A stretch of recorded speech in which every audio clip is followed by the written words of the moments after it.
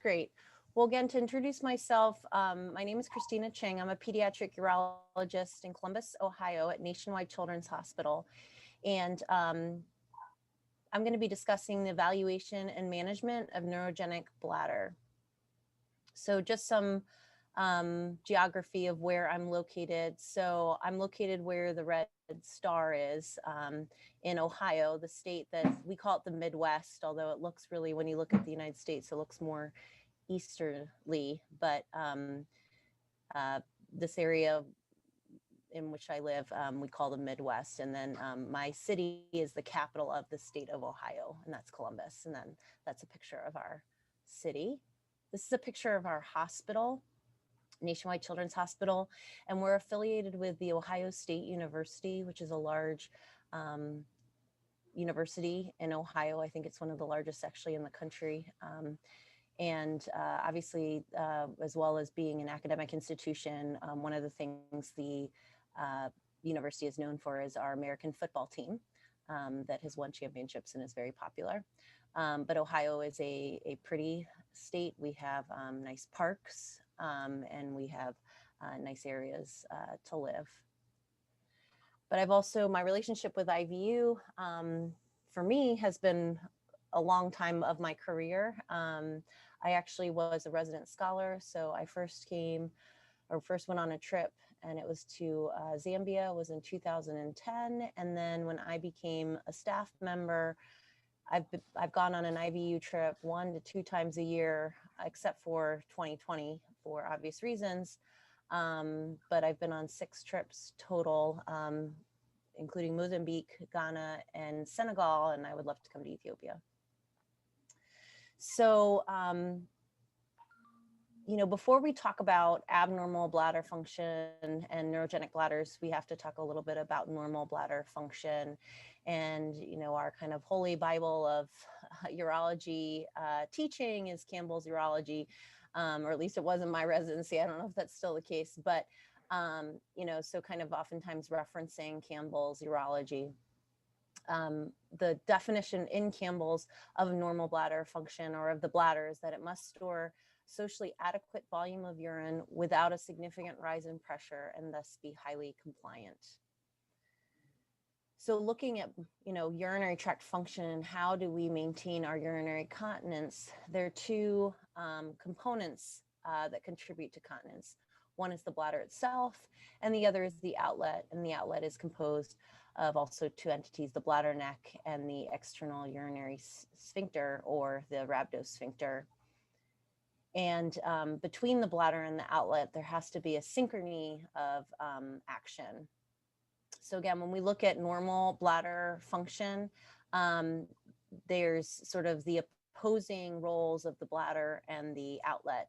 When we're talking about storage, the bladder has to be relaxed. It has to be nice and compliant to allow good storage and acting as a reservoir of urine.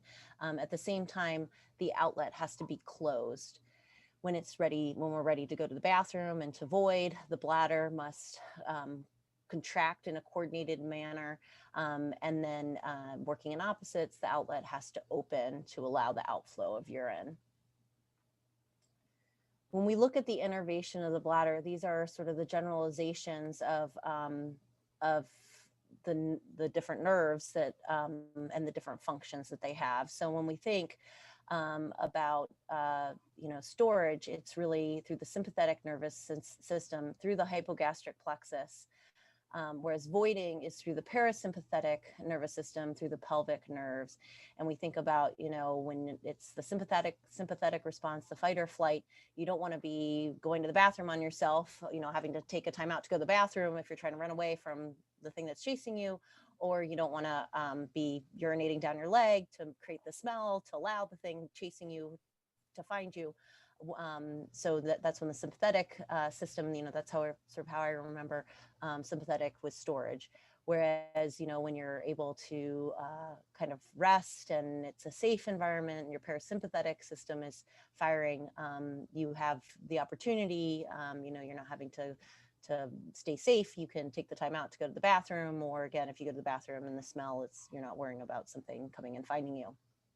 And then in terms of volitionary components of going to the bathroom, such as, being able to relax your external sphincter, contract and relax your external sphincter, that's through the somatic nervous system, through the pudendal nerve. So when you have a disruption in the innervation of the bladder, then you have abnormal bladder function, which basically results in a disruption of that normal coordination and that normal function of the bladder and the outlet. So, when during the storage phase, what you want to be the storage phase, your bladder may be fixed, and it may be that it itself is contracting and having irritability, whereas your outlet may or may not be closed.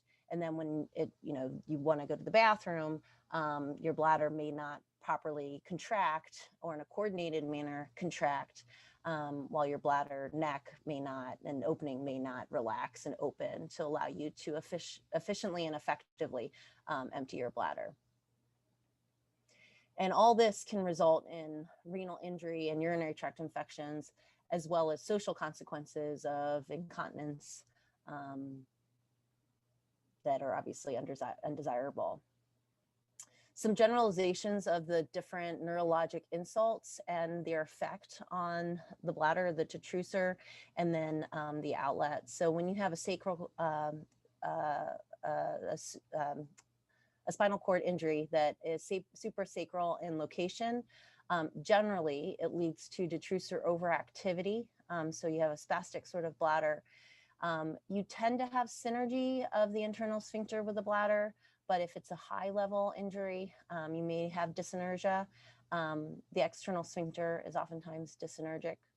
If you have a sacral spinal cord injury, you may not have, generally the detrusor tends to be quiet or kind of hypotonic.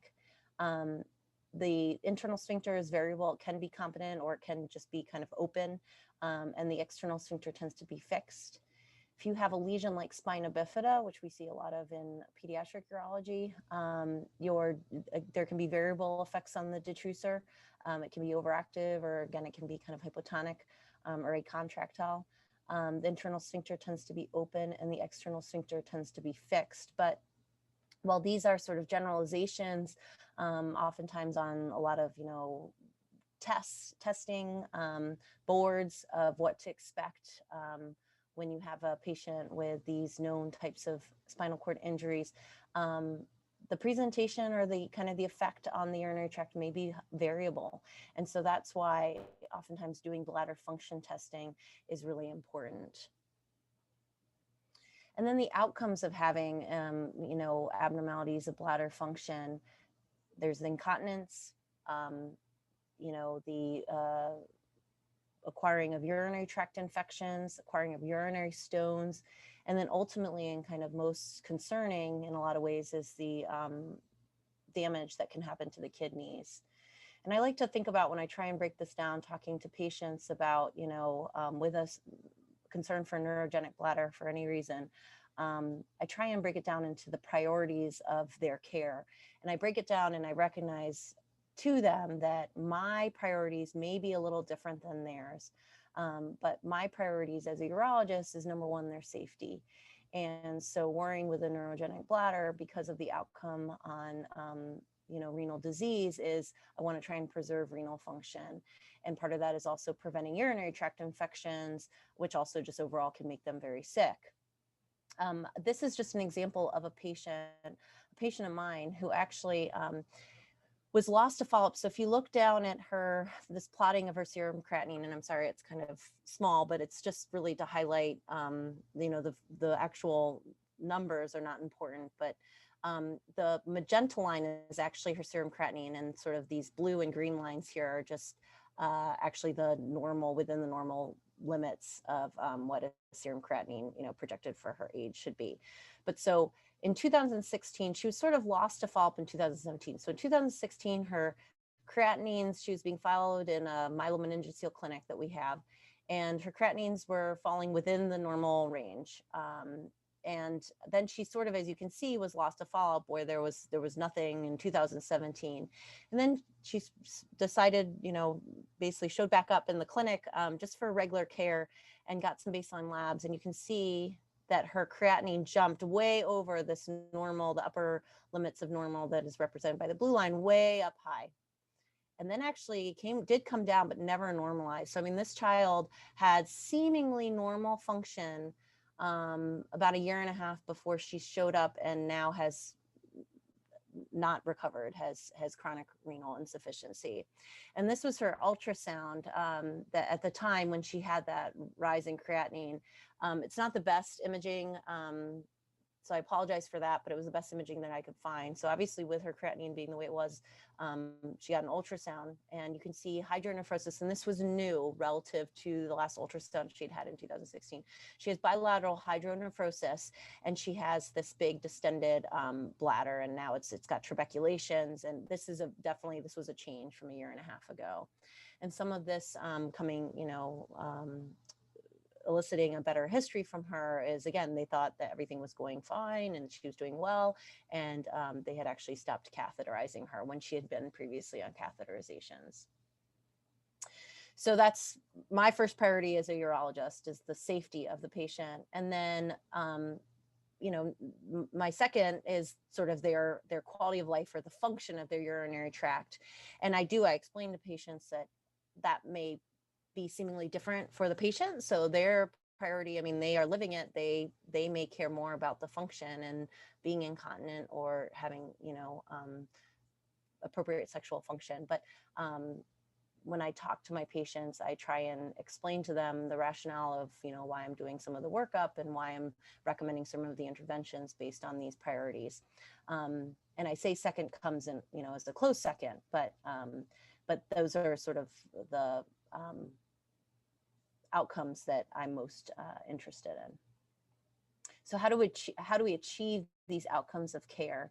So one is in regular monitoring of the upper tracts, which, ideally with that other young patient, we would have, if there hadn't been maybe that loss or disruption of care, we might have been able to intervene or find out that they didn't think there were some issues and that they kind of stopped catheterizing, and we want to come to the outcome that we had.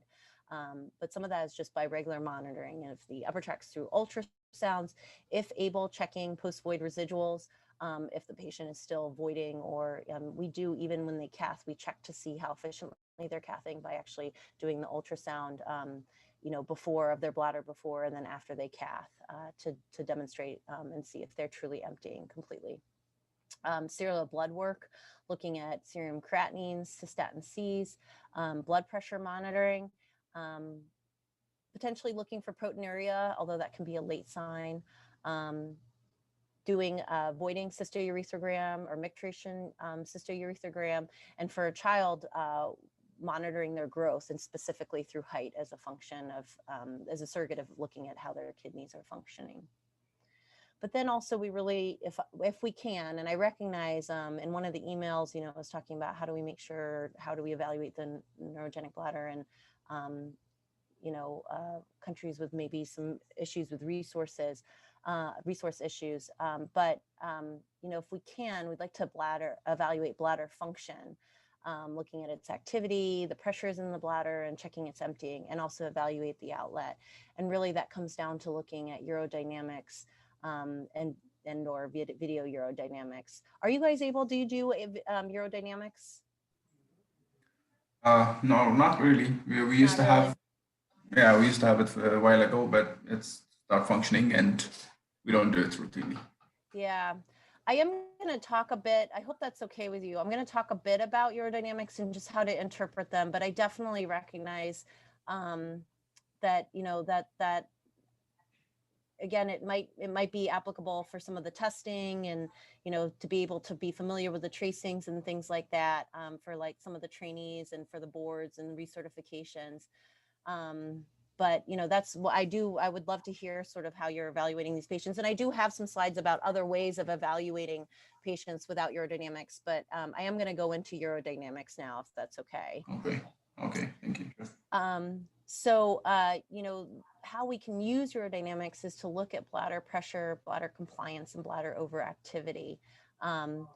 And then one of the ways to use the video component, which is really just adding a VCUG or MCUG to the urodynamics. So through the same catheters, instilling, cystochondria or renographin to allow visualization of the bladder, but then also to potentially evaluate the outlet. So, looking at what the bladder neck looks like. Is it open? Is urine just sort of leaking out, which you could maybe see, by leaks on the, during the urodynamics, but you can also visually see it when you use the contrast. But you can also just look at the appearance of the bladder. Does it look like a Christmas tree? Does it look nice and smooth? Do you have reflux? When is the reflux occurring? What's the grade of the reflux? And then there's some element of just looking at the scout. So having the X-ray to look at, just sacral anomalies, looking at stool burden, because I will, comment at the end about, obviously if they have a neurogenic bladder, you have to be very, they are going to have neurogenic bowels.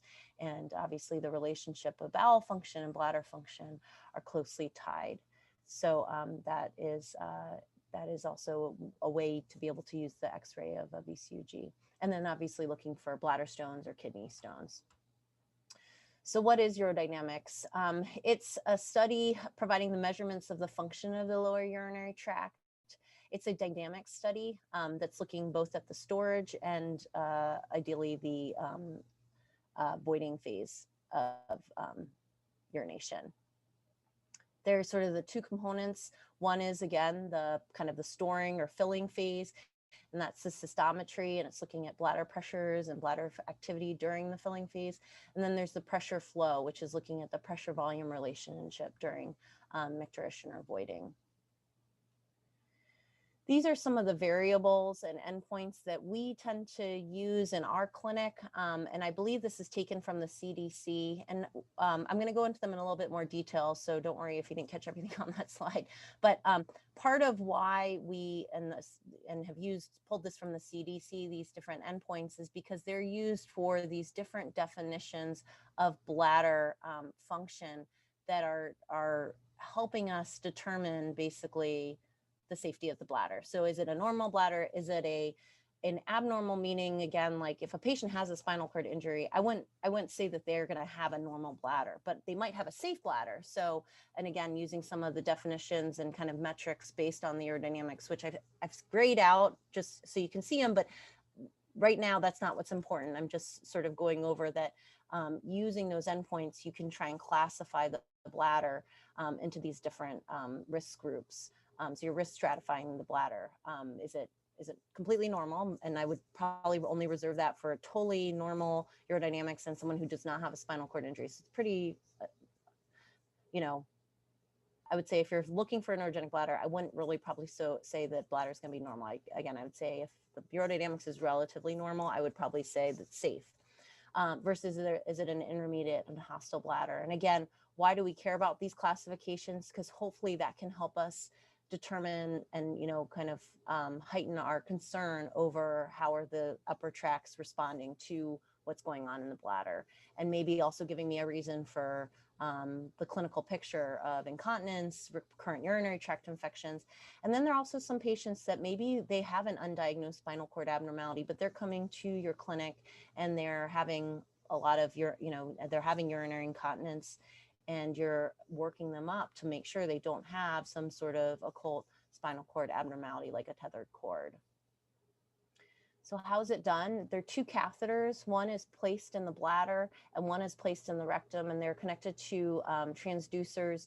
The catheter in the bladder actually has a dual lumen because it gets filled with fluid, and then it has the transducer to be able to look at, again, the pressures. And this is connected to, a computer that basically gives you a readout and gives you a tracing. These are just some of our pictures of our actual urodynamic machine. And if you've done it in the past, you may be familiar with, what your machine looks like. But this is just an idea. And then it generates a tracing of bladder function. And this is the P vesicle or pressure vesicle is from the catheter in the bladder. The P abdominal is from the catheter in the rectum. And really, you know, what you're interested in is this P detrusor, because, you know, and what it is it's actually a calculation of subtracting the abdominal pressure, P abdomen, from the bladder pressure, P vesicle, because you can alter the you know, the bladder pressure if you just Valsalva. And so that's not truly telling us what's happening in the bladder. It's what's happening in the bladder relative to the environment in which it's in, which is the abdomen. So to know what is specific to the bladder, you have to actually subtract the abdominal activity. And so that's why P-DET is actually, again, this tracing is going to be the one that we're most interested in. But it itself is actually a calculation. It's not specific to just a single catheter and transducer. Then you also have the electromyography, which is the EMG. And then at the very bottom is the volume of contrast of saline that you're infusing, that then you can use to evaluate like where there's a leak, or, you know, what their bladder capacity is. And then actually an important piece is putting some clinical information at the top, because that will tell you, for example, if they've leaked, or when they're starting to feel sensation, or, you know, reflux, if it's part of a video urodynamics. So filling during the study is, at least in pediatrics, we do it based on their capacity. So it should be at a rate that's 5 to 10% of their expected bladder capacity. And for pediatrics, expected bladder capacity, if it's less than a year of age, it's calculated based on weight. And if they're greater than a year of age, it's calculated using their age +2, and then to convert to milliliters times 30. And then you want to make sure that the installation of the fluid, that the temperature of the fluid is comfortable. It's not too hot, not too cold. When do you stop? When the patient, when they go to the bathroom, when they actually void, or if they have a strong urge to void, if they have high detrusor pressures greater than 40 centimeters of water without a void, if they're at 150% of their expected bladder capacity, or if the rate of leakage matches the rate of filling. So going through now these variables, so the bladder capacity is sort of decided by when you've stopped the infusion. Again, when, you know, they need to go to the bathroom, or they go to the bathroom. If, you know, they have a very large bladder capacity and maybe they don't have great sensation, again, maybe up to 150% of the expected bladder capacity, or if they're having very high pressures, you know, I would probably stop the study, or, you know, and then when they're just leaking, similar to their filling rate. Compliance is a very important endpoint of urodynamics, because normally we want the bladder to fill with little or no change in pressure. So compliance is a measure of the change in volume over the change in pressure. So if we look at this graph, the volume is on the x-axis, the change in pressure, or the change in volume is on the x-axis, change in pressure is on the y-axis. And so you're looking at, as the volume increases, what happens to the pressures of the detrusor. And so the starting point is the pressure at the start of bladder filling, and the end point is the passive detrusor pressure at capacity, or immediately before the start of any detrusor contraction leading to leakage. So this is a picture. Normally, again, you want, as the volume increases, the detrusor pressure to be basically 0. So you want this to be a flat line. So when you see that there's this line that goes up, that shows a poorly compliant bladder. So this would be a bad or poor compliance, I guess I should say.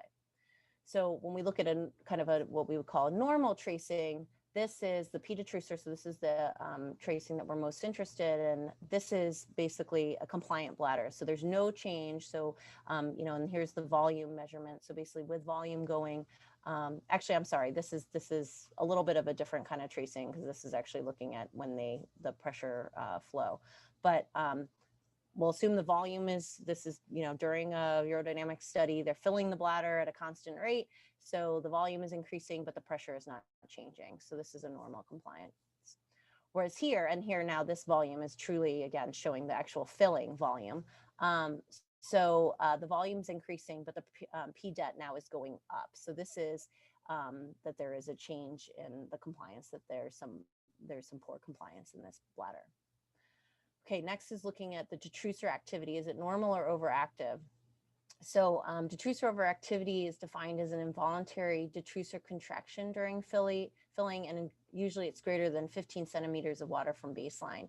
So again, if we go back to sort of our normal tracing, we're looking at the PDET, there's really no activity, no overactivity, I guess I should say. And then P detrusor, on this, for this patient, you can see these big, and this isn't them trying to void. This is during the filling because these are at very low volumes, say in an adult, but you're seeing these detrusor, contractions, and that they're actually leaking during the time. So this is some overactivity. This is just another picture of it. Again, this is a 10-year-old patient, and you can see this overactivity starts at very low volumes. Even as low as 18, 21 milliliters, and then they're starting to actually leak with these contractions at 26 milliliters. So very small bladder in a 10-year-old patient. This is, showing some overactivity. And here's again another patient where you're seeing. Now, one of the reasons I bring up this picture is that this not only shows overactivity, but if you look at the baseline to which the overactive contractions, the detrusor contractions occur, they never return back to zero. So actually there's also some concerns. Do you also have some compliance issues with this bladder? Because just over time, if you look at the baseline of returning the, how these detrusor contractions occur and then where they return, they're returning to not quite zero. They're starting to rise. So it's sort of important. You can look at actually multiple things. Again, you think you're just looking at overactivity, but actually you're also then kind of seeing this reduced compliance. Detrusor leak point pressure and Valsalva leak point pressure. Detrusor leak point pressure is defined by the International Continence Society, and the ICCS is the International Children's Continence Society. It's the lowest value of the detrusor pressure at which leakage is observed without a detrusor contraction, or basically without increasing the abdominal pressure. And this is where McGuire, came up with that anything over 40 centimeters of water risks upper tract damage. So again, if we look at sort of normal, because this increase in pressure is really the patient voiding, but there's no leak, there's no change in pressure. Again, the compliance is good. Whereas this patient, as they're being filled, you can see that their compliance, their basically PDET is going up. And then at 39 centimeters of water, they leak. So again, this is where that clinical information at the top is really important. So they are right there at almost 40 for their detrusor leak point pressure. This is another patient. And again, this is in the absence of a detrusor contraction. So it's just showing that the pressures are going up, and that this is the pressure at which point they actually leak. Abdominal or Valsalva leak point pressure is defined by the lowest value of the intentionally increased intravesical pressure that provokes urinary leakage without a detrusor contraction. So basically, intentionally increasing intravesical pressure, which we said is influenced by abdominal pressure, right? So this isn't PDET, this is PVES. So by increasing your abdominal pressure, can you basically, what is the pressure at which you can generate then a leak? So this, is something when you're maybe evaluating why patient's incontinence. And we sort of define if that Valsalva leak point pressure is less than 60 centimeters of water, that there's some intrinsic sphincter deficiency. So you're looking at the actual competence of the bladder opening. Ways to initiate this can be by, having the patient blow on their arm, cough, bear down, jump, to basically increase their abdominal pressure. So for example, this is a patient, and this is PDET in the red box. And again, you can see that they Valsalva here. They were, and it's hidden, but it says encouraged to Valsalva. But so with the Valsalva, they did leak, and you can see the pressure is very low. It's at 11 centimeters of water. And this would be what their, this was actually part of a video urodynamics. So this is actually the imaging at the time, and you can see that their bladder neck, with basically that increasing pressure, their bladder neck opened. You see the funnel of the bladder neck, and that led to that leak. These are some other pressure measurements I'm not really gonna, I'll show you examples of, but you know, how important they are. I think more important is some of the other things we discussed, but basically looking at maximum filling pressure and end filling pressure. Maximum filling pressure is just exactly what it sounds like. If you're looking at, and again, don't use these peaks of a contraction or overactivity, but if you're looking at what is the maximum that there was a, you know, or what maximum pressure is in the P det. You know, so if I'm looking at the valleys, it was 21. And then the end filling pressure is just what at the end of filling was the pressure, and it was 19. So you can have those be different. Sometimes the P end is the P max, but sometimes they're not. So this was just an example where they're not. And then last is looking at the electromyography. So EMGs can be done through either patch or needle electrodes. When needles are kind of the gold standard, but they're more invasive. So oftentimes people use patch, which just are, you know, what they sound like. They're just kind of stickers on externally. So particularly in the pediatric population, it's a little bit easier to get the children to comply with that. Now, if you have a neurogenic, you know, spinal cord injury patient, they may not have good sensation. So you may be able to do needle electrodes more easily. But for patch, there are some problems with using patch, even, you know, even with them being less invasive. So they're attractive. There are some issues with them. So the signal is obtained from a larger group of muscles. It can record the anal sphincter. So, you know, that doesn't necessarily correlate with the external urinary sphincter that we're interested in. It can be subject to artifacts. So if liquid runs over it during voiding, it can falsely look like DSD, and I'll show you an example of that. But if you don't have any activity on the EMG, it might indicate that there's, again, a primary, you know, intrinsic deficiency of the outlet. So, so this is, again, looking now at the red box here. This is the EMG activity, and this could be, you know, you see a lot of firing kind of throughout the study, and this could be evidence of spasticity of the EMG, you know, or the external sphincters. Or is it, this was, you know, tracing that we've seen before, and this was an example of overactivity. Could it also be something called guarding? So if you're having this overactivity where the bladder is contracting, are you actually, is the, you know, pelvic floor firing to basically prevent leakage?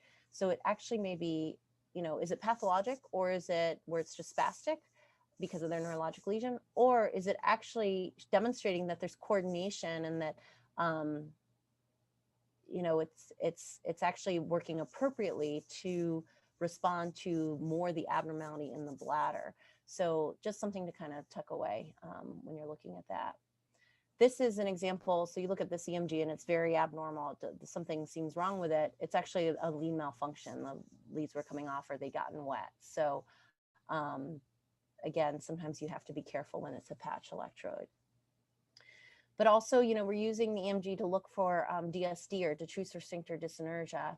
And DSD is when you have a detrusor contraction concurrent with an involuntary contraction of the urethral or periurethral striated muscle. So basically when you have discoordination of the bladder contraction when they're trying to void, and what should be the relaxation of the external sphincter, and that's not happening. When you see waxing and waning of the EMG during voiding, this can suggest DSD, but only if they have a no neurologic issue. If they do not have a neurologic issue, it's called dysfunctional voiding. But so, for example, this is an example of DSD where, again, the patient's been given, and this is where your clinical information is really important because this is written across the top. They're being given permission to void. So they're generating this contraction here of PDET is them trying to void. But during their voiding, they're having this firing of their EMG that results in, again, sort of this diagnosis. If we know that they have a spinal cord injury, the diagnosis of DSD. And this is what this would look like on their VCUG. They're trying to void. You see this dilated kind of spinning top urethra where their bladder neck, and this is a female, is dilated because they're basically hitting their external sphincter. Again, it's important to know if this contraction is generated because they're trying to void, or if it's detrusor overactivity, because then this firing, is it guarding, or again, is it an evidence of DSD? Here's just where there's no real activity on the EMG. What does VCUG or MCUG add to urodynamics? So again, we sort of touched on this before, but you can look at the actual architecture of the bladder itself. So looking at a normal, nice, round, smooth-walled bladder, or is it really trabeculated and elongated? And sometimes they'll even start looking like a Christmas tree. This one doesn't look so much like a Christmas tree or an evergreen tree, where they, it looks more like a triangle. Do you see reflux?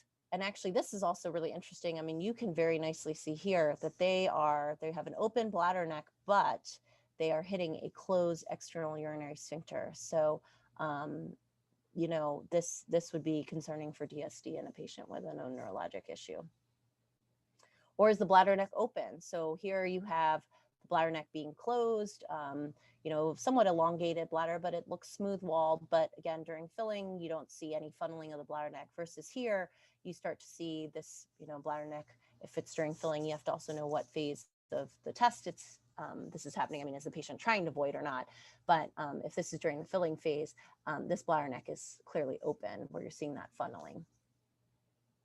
And then when they're urinating, do you see a normal, nice kind of like regular looking urethra, or do you see this big dilated proximal urethra consistent with DSD? One of the last pieces for urodynamics is the pressure flow study, which is looking at during voiding, the pressure and volume, the pressure in the volume and the pressure in the bladder and the volume that is voided. It can give some information on detrusor function during voiding. And you can also get some idea of urethral pressures, although we don't use that very commonly in the pediatric population. But basically, are you looking at, can this patient generate this detrusor pressure during voiding, or do they have an acontractile bladder where, again, they wouldn't be able to generate a pressure, which this is an example here, where they're given permission, they're trying to void.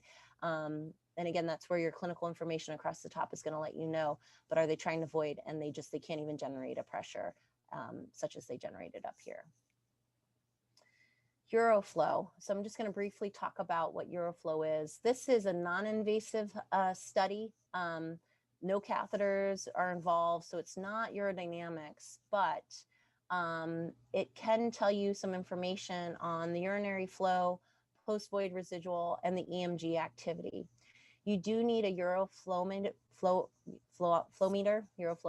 to measure the amount of urine voided and the speed, and that's sort of this device that's here. It's basically a special toilet with a little funnel attached that then you pee into sort of a weighted cup to measure, and also then it can calculate, when it's connected to a computer, the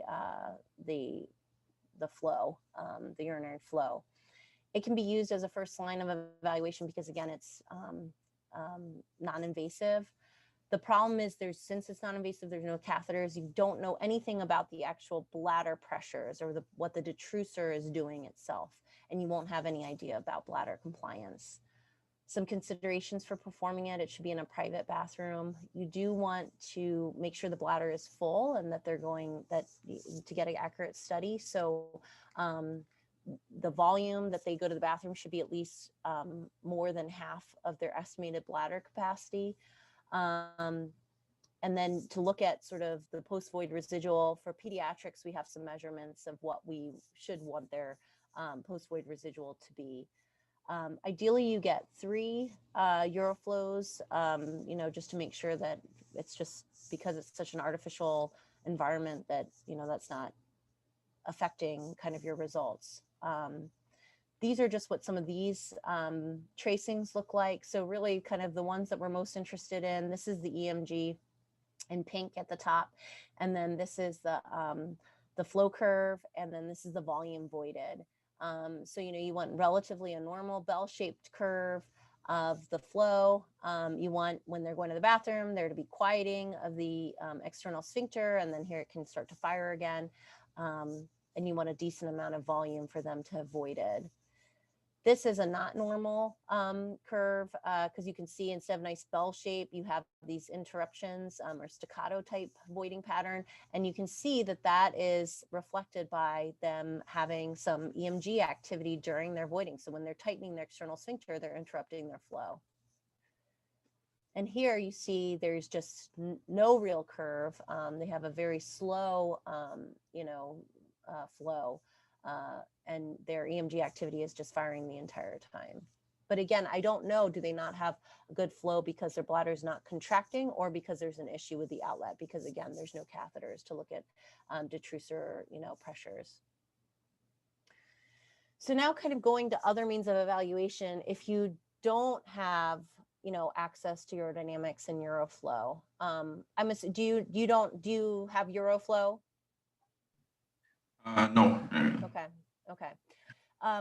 So, some of it really comes down to, kind of what we talked about with looking, the upper tract monitoring with probably regular ultrasounds and potentially, VCUGs, ultrasounds and blood work.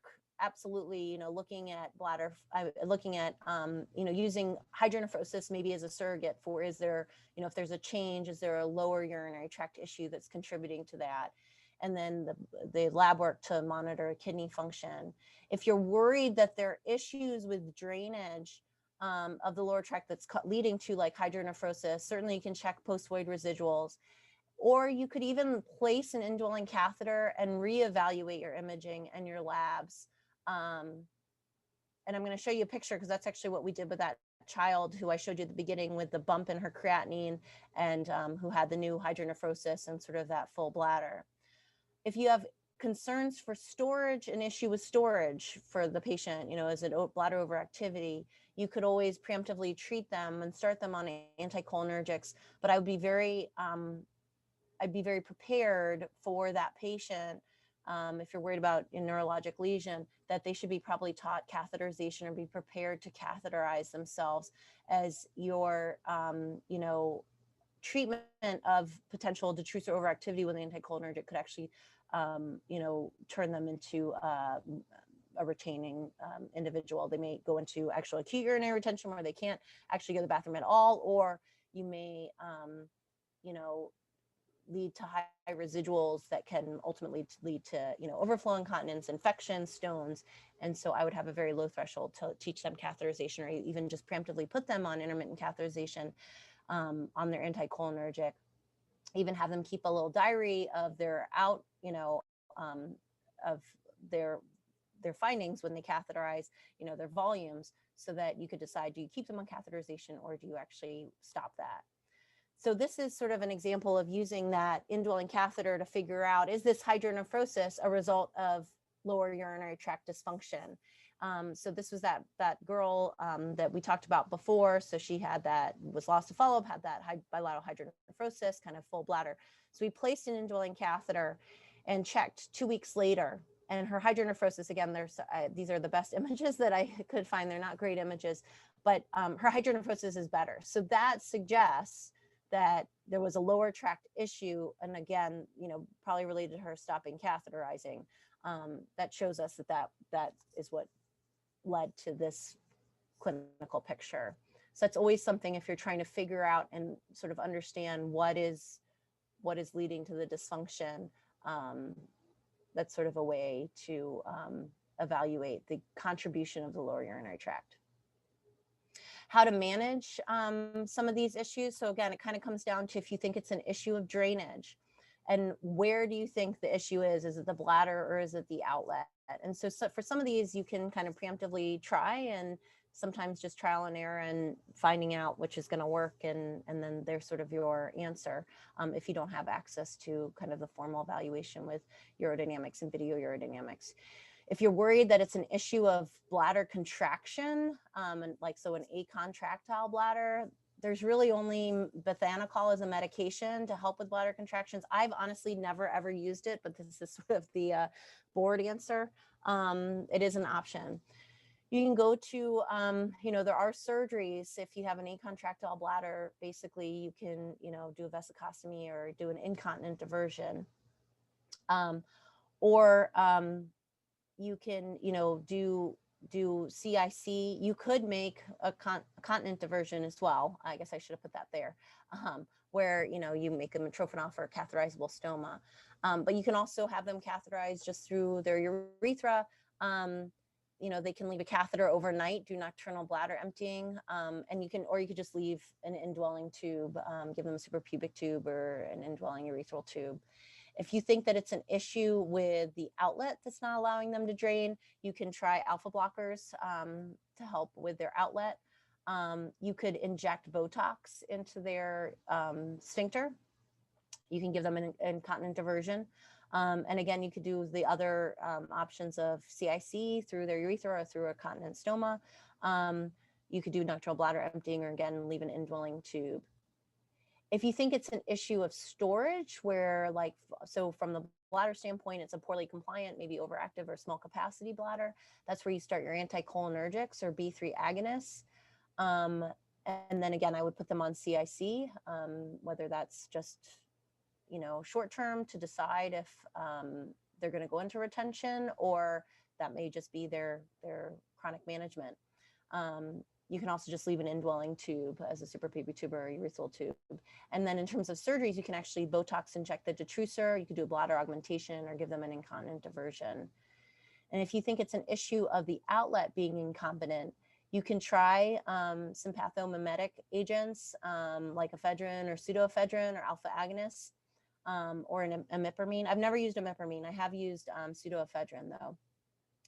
You can leave an indwelling tube. But you could also try an external urinary sphincter. You can do bulking agents injected into the sphincter. You could do a bladder neck reconstruction, although then you would need to give them a way to catheterize through a stoma, or close their bladder neck with obviously also giving them a way to catheterize through a stoma to empty their bladder. So just being aware that, patients also may have both, or you may change a patient with poor storage into a patient with poor drainage. And that's sort of that idea that, you just have to, just like if you put them on an anticholinergic, you have to be prepared to catheterize them because you've maybe made now a poorly compliant bladder into a poorly draining bladder. Some considerations when thinking about intervention is the patient's overall compliance with the therapy. So maybe they can't do intermittent catheterizations, or they won't do intermittent catheterizations, like that one patient who went into renal failure.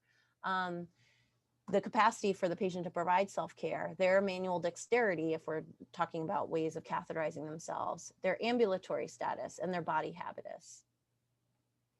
And sort of, I alluded to this before, don't forget when you're managing a neurogenic bladder, you have to assume that they have a neurogenic bowel. And due to the contribution of having a full rectum and bladder overactivity and maybe poor emptying because of that, as well as in the risk for urinary tract infections, you have to make sure that you're addressing both. And then for children, if you see a change in their symptoms, you have to consider maybe reevaluation or evaluation of their spinal cord if they don't already are known to have a spinal cord issue, because you can have something called a tethered cord. So wrapping up, some takeaway points. The urinary health requires coordination of the bladder and the outlet, and neurologic diseases can disrupt either or both. Lower urinary tract health dictates upper urinary tract health. Evaluation for the neurogenic bladder can include direct evaluation of the lower urinary tract through urodynamics, or at least close monitoring of the upper tract through imaging. Management may target the bladder or the outlet or both, and management may need to address both poor storage and poor drainage. And again, treating poor storage may mean having to treat poor drainage. And don't forget, the neurogenic bladder is often not in isolation. So I think we have about 10 minutes for questions, but this is also my email address. I'm also happy for you to write it down, for you to reach out to me if you have any questions. And I'm going to stop sharing just so I can see everybody. Although I'll leave that up. Actually, I'll leave that up for a minute just in case people need to write it down. Okay, thank you, Dr. Ching. That was a very nice presentation on neurogenic bladder. I think it's something that we find I'm not sure if you saw our profile, but we're working in the Corambesta Hospital. It's the biggest hospital in the country. So we do have some referrals from all over the country with patients having some voiding dysfunctions. So just to kind of update you on how we do things around here. Yeah. We have we do see patients having suspected neurogenic bladder. Our problem is because in our country access to this up-to-date medical equipment is not so easy. We used to have an old urodynamic equipment. I think it's been hard to actually get it fixed.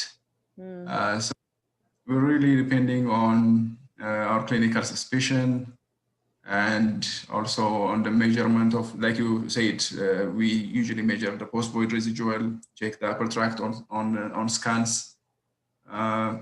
We sometimes do the VCUG. Luckily, at least we have access to that in the capital. So we really depend on these things to assess our patients. And clearly the role of urodynamics is very important, obviously, in these cases. But in short of that, we do depend on these clinical parameters. And also coming to the management, we don't have access to actually the common medications that you have mentioned here. We have access to imipramine and sometimes to oxybutynin. I would like to hear your comment on the use of oxybutynin also. Yeah, so absolutely, and that's our frontline, use in terms of an anticholinergic, and that's where I think it's totally appropriate to at times almost preemptively try that as a medication, and whether in advance that they have some issues with retaining urine. So if you can get a PVR, post-void residual, prior to starting the medication, but that's where I would have a very low to know, are they already someone who incompletely empties, that if I put them on ditropan because they're leaking and I'm worried about overactivity due to bladder spasticity, due to maybe signs of trabeculation on their VCUG, worries for a poorly compliant bladder because I see upper tract changes. I don't think it's wrong to start them if you have access to oxybutynin or ditropan or any other, basically as an anticholinergic, but I probably have a low threshold to just also put them on intermittent catheterization to make sure that whether in advance that they already don't completely empty, in addition to having the reasons that you're wanting to put them on the anticholinergic, or at the very least, if you feel like they actually, before starting them, have a good post-void residual, that they empty well, checking that a week or two after starting the ditropan, just to make sure that you haven't put them into retention. Yeah. I have seen, I've seen that with patients, to some degree, and even to marked degrees with Botox. So to some degree with, because Botox, you're doing the same for the same sort of reasons to, obviously relax the bladder, make the bladder more compliant. But we've had issues where, because sometimes patients are now excited they're dry, but because you've put them on, an anticholinergic or you've injected Botox into their bladder, they're so excited they're dry that they either, if they were cathing, they stop cathing, or they don't necessarily tell you now. I mean, sort of, they're just excited that they're dry, and they, so they cancel their follow-up appointment, because, okay, well, my issue that I saw you for, I was, wetting myself. Now my issue's better. but actually we've put them into retention, and now they come back with bilateral hydronephrosis, you know, a year later or something like that. Well, Botox, I mean, obviously will wear off sooner than that, but like 6 months later, they come back and they have bilateral hydronephrosis. Okay, I see a question actually in the chat box. I'm just saying, okay, regarding CIC, are there any alternatives other than silicone catheters? Do you mean just catheters, period, or even using non-silicone catheters? So I think they're asking this question because in our setup, we find it hard to have access to the proper silicone catheters. So I think one of my residents is just asking to see if there are alternatives. Can we use the Foley or other types of, tubes designed for this? You can leave in an indwelling tube, like an indwelling Foley, or do a suprapubic tube. You can use, it is whatever you have access to. I mean, you can, any catheter, whether it's silicone, non-silicone, latex, non-latex, whatever the patient has access to, you can use, whether it's got a balloon or not. You can use it either intermittently, or even if it has a balloon or not. I mean, obviously if it has a balloon and you can want to leave it indwelling, you blow up the balloon, but you can also tape catheters in for overnight drainage. I mean, obviously that's harder when you're talking about, a mobile person trying to go about their day. It's just going to fall out. And again, alternatives to CIC would be doing then an incontinent diversion, like a vesicostomy or ileovesicostomy, but then you're worrying about how do you manage that continuous drainage? Do you have an appliance like a stoma bag? Do you have an appliance to collect the urine?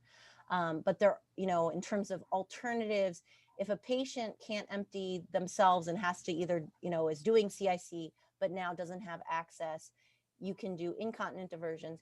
You can do a incontinent diversion, like a ureterosigmoid ostomy, like a Mines pouch, if you needed to, using the continence of the anal sphincter, but that requires that they have a good anal sphincter. So for the residents, what basically you're doing is you're diverting the urine into the bowel, into the the colon system. So the urine is draining and is diverted into the colon, and you're using then for continence the anal sphincter. So when they basically stool, they stool urine and feces. But for a neurogenic patient, you'd have to be very sure that their anal sphincter works, or you're now creating an even worse problem, where they're going to be leaking out their anus, both stool and urine.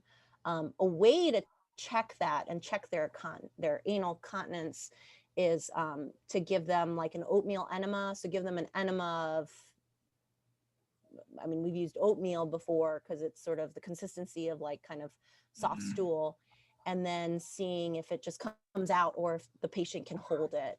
I mean, again, it's tough with a neurogenic population. You'll sometimes do kind of like the ureterosigmoid ostomies and the Mines pouches for like extra few children. But probably that isn't a great option for a neurogenic patient, just because you'd worry about their sphincter mechanism. Yeah. I think we do some for extra fee, but I have never seen being done for neurogenic I think bladder. it's, I mean, it'd have to be a very specific situation. And again, I would just make sure that you evaluate the anal sphincter. So what's your comment on the use of antibiotics for prophylaxis? Because if you do CIC and if we put an indwelling catheter, how do you guys put them on prophylaxis, or do you actually do it? Yeah, it's a really great question. I mean, for CIC, I wouldn't put them on antibiotic prophylaxis unless they're already, having problems with, if they're already having problems with recurrent infections or something like that. But I wouldn't be, and I mean, ideally CIC, it's clean, it's not sterile. And so that, you recognize that, but ideally if they're emptying completely, you know, even if a little bacteria gets in there, and they probably are going to have bacteriuria, it's going to be flushed out by it completely emptying their bladder with good CIC. So just for CIC itself, I wouldn't put them on antibiotic prophylaxis again, unless there's a backstory of the, you know, I'm doing it because they've been having recurrent infections and they get, you know, staghorn urinary, you know, staghorn kidney stones because of their Proteus infections or something like that, that I'm trying to prevent. So, and then in terms of indwelling catheters, again, I similarly probably wouldn't put them on, you know, antibiotic prophylaxis unless there was like a real, there was some other reason. But just for the tubes themselves, because if they're draining, you know, appropriately, I think their risks of getting an infection would be low. I see here, what is the place of neuromodulation for different types of neurogenic bladders? So, do you guys do much neuromodulation, or do you have access to like, you know, No, actually, this is tibial a theoretical question. nerve stim? Yeah, I mean, it's probably again like stuff that you might get tested on. The problem with neuromodulation, so if you want to do like a sacral nerve stimulator for a lot of these neurogenic lesions, like particularly like spina bifida, if they are, you worry about sticking needles into kind of, you know, an abnormal spinal column, you know, sacral area. So generally they're not candidates for neuromodulation. Sacral nerve modulation, now, you know, posterior tibial or pudendal nerve stimulation. We have done actually pudendal nerve stimulation in a patient with a spinal cord abnormality. It's very experimental, and one of the criteria for neuromodulation is that they can't have an open bladder neck. So, you know, if there's concern on their VCG or the MCUG for an open bladder neck, my partner who does our neuromodulation won't, he doesn't think it's effective. So they have to have a competent bladder neck. So there are some criteria that make them a better or less candidate, you know, for that.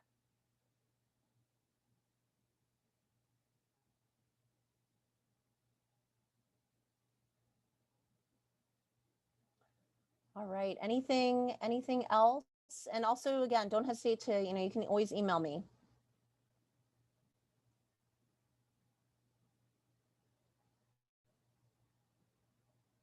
Okay, someone said, how's your patient compliance with CIC? It really is, it's variable. So I would say in general, I mean, it depends. I think the hardest population, or I guess the easiest population, are patients, to be honest, the spina bifida population, because I think we do good teaching about that is an expectation that they probably will have to be on CIC. Now, ultimately, I mean, there is sort of the transition when kids become more independent and teenagers. That's oftentimes when you see like self-care change, because the kids don't want to be on CIC. But when you have parents involved early on, our compliance is actually pretty good. And I think it really depends on the expectations of the parents. And if setting those expectations in a child with a congenital spinal cord issue, I think we're pretty good about setting that expectation that they're going to be on CIC at some point. And, you know, it's sort of saying, okay, you're going to be on it, and it's a pleasant surprise if you're not, kind of situation. For kids who have a change, like they have a traumatic spinal cord injury, I think that's a little tougher, just because, again, you know, there's I think, you know, that's a little bit more of a shock to the family, because it's, again, just the fact that they have a spinal cord issue is a shock. But I think with the proper teaching and the proper sort of expectation setting, that this is their new norm, you can get good compliance with CIC. The biggest issue is really when it turns into not just the parents involved in the CIC, but the patient is taking over ownership of their own care. And then particularly when they're kind of going through their teenage years of, you know, trying to kind of exert their independence, and then that becomes difficult, because then you sometimes have some issues with compliance.